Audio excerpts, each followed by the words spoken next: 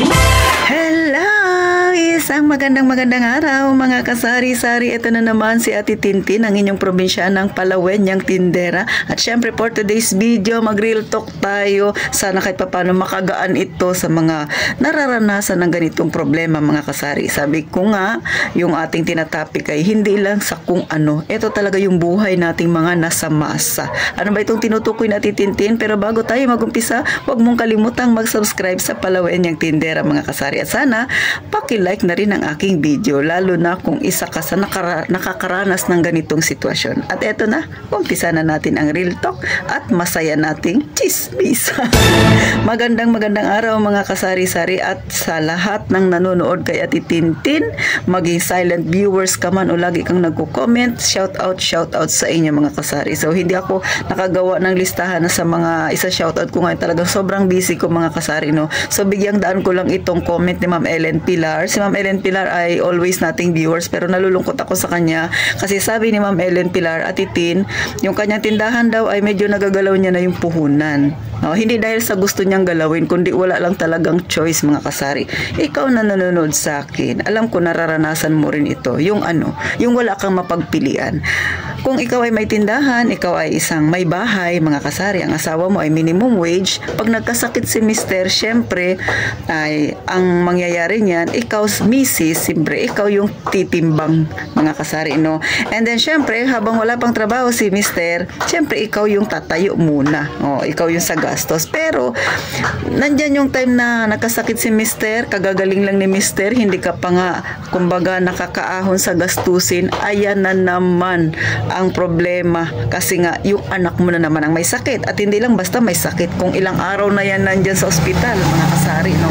So hindi talaga maiiwasan mga kasari na minsan mapapatanong ka, itutuloy ko pa ba yung pagtitindahan, kasi nga naisama mo na yung puhunan mo sa pambili ng gamot, which is talagang kahit ako, no, nandyan sa ganyang kalagayan, wala rin akong choice kundi galawin rin talaga yung perang meron akong hawak. Yan nga yung sinasabi natin na ayaw man nating gawin, nakakalungkot man, pero nangyayari talaga yan, at hindi lang iilan ang nakakaranas yan.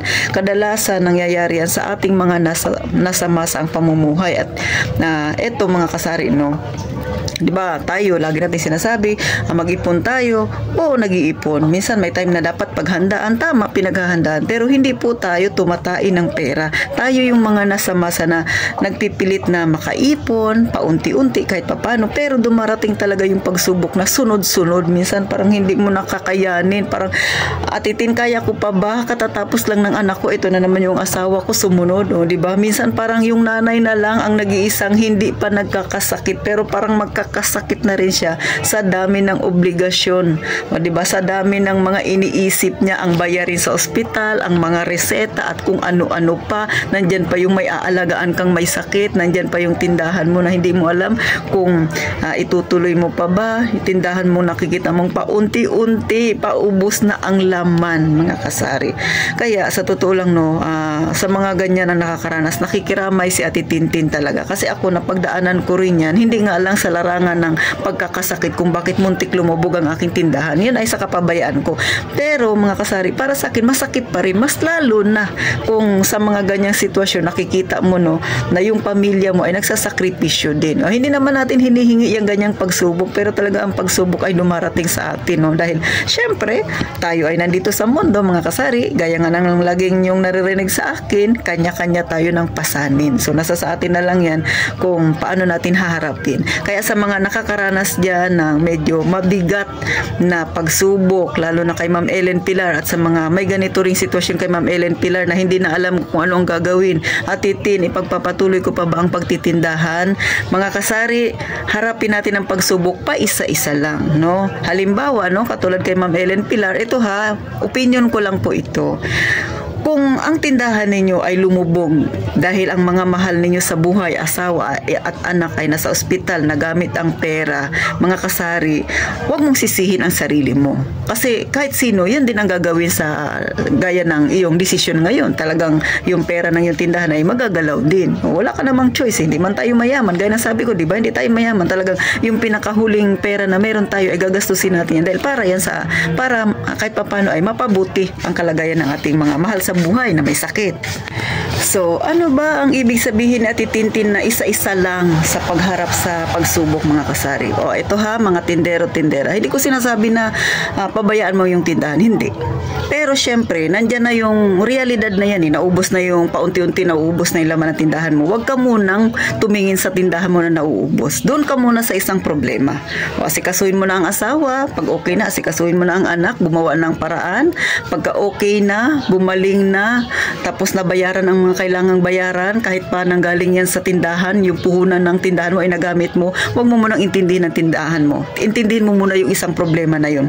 Ang mapagaling yung mga mahal mo sa buhay, ang magkaroon ka ng plano kung paano mailabas sila sa ospital, mabayaran yung kung ano-ano pang mga hinihiling, di ba? Mga hinihingi ng ospital, o di ba?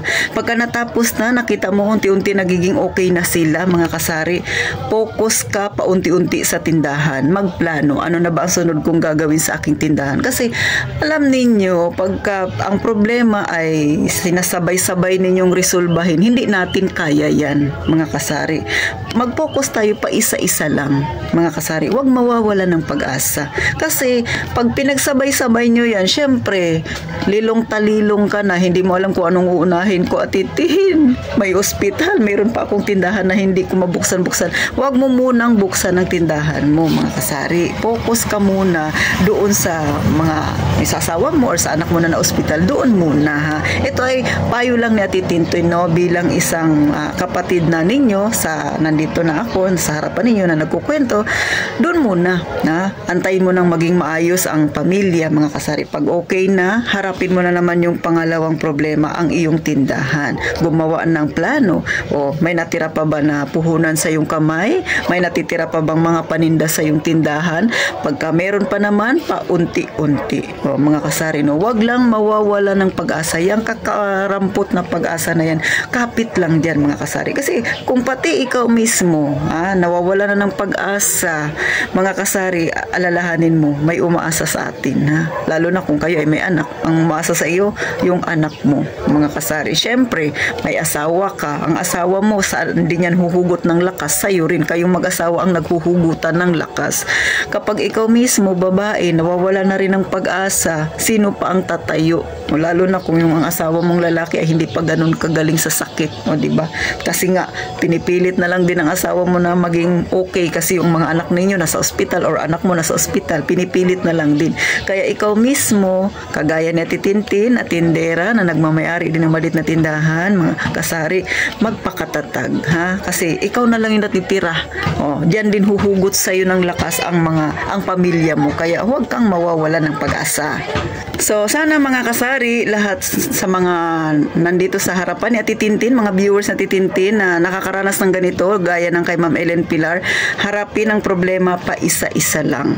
Higit sa lahat, huwag kalimutang mag-pray, mga kasari, no? Kasi higit sa lahat na may kakayahang pagalingin, kakayahang magbigay ng solusyon sa ating problema ay ang Panginoon. Yan ang pinakamatindi nating pwedeng kapitan sa lahat ng emergency na mangyayari sa atin, no? At sa ating kagipitan. So, simpleng tips lang yan, Ate Tintin. Medyo mabigat sa loob, pero alam ko, maraming makakarelate nito dahil marami ang nakakaranas ng ganitong pagsubok. Minsan, hindi man natin ginusto na lumubog ang ating tindahan. Pero, minsan, wala tayong magawa. Pero, syempre, ang problema ay hinaharap. Kaya lang, paisa-isa lang sisi, no? Huwag ka lang mawawala ng pag-asa.